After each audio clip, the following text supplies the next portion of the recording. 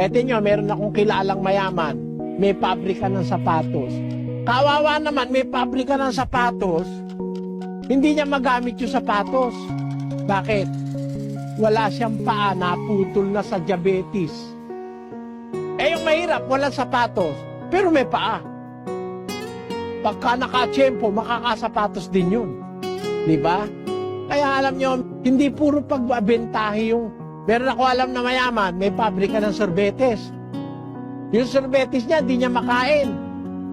Bakit? May diabetes. Eh ikaw, mahirap ka, wala kang pambili ng ice cream. Hindi ka nga makakain ng ice cream. Naku, pero pag may nag-birthday, maraming handang ice cream, upakan mo na 1 galon. Okay lang, wala ka naman diabetes eh. Iyan po yan, kapatid.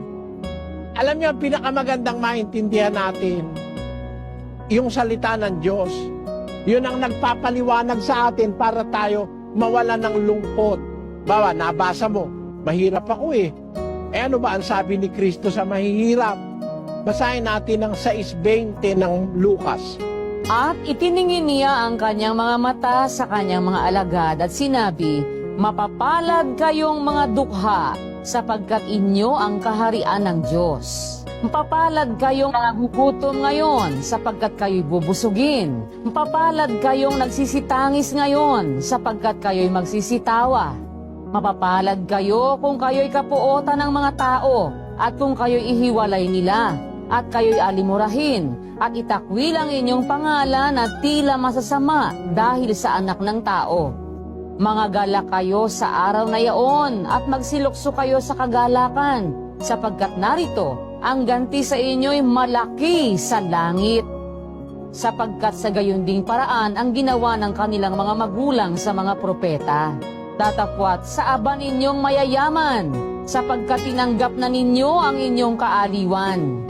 Sa aba ninyong mga busog ngayon, sapagkat kayo'y mga gugutom. Sa aba ninyong nagsisitawa ngayon, sapagkat kayo'y magsisitaghoy at magsisitangis.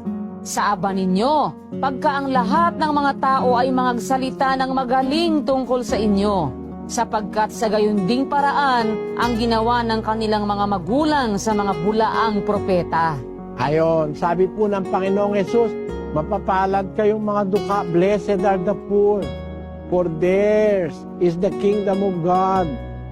Blessed are ye that hunger now, for ye shall be filled. Blessed are ye that weep now, for ye shall laugh.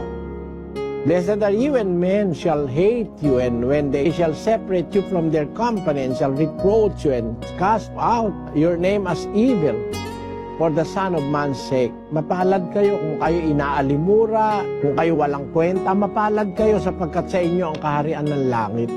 Kaya alam nyo kapatid, ang hustisya ng Diyos, maaari mayaman ka ngayon, maligaya ka, pero sa kabilang buhay naman magdudusa ka. Ikaw, mahirap ka naman, hindi ka nagnakaw, hindi ka nang walang hiya, tiniis mo yung hirap, maliligtas ka naman. Kaya pantay-pantay po ang pag-ibig ng Diyos, kapatid.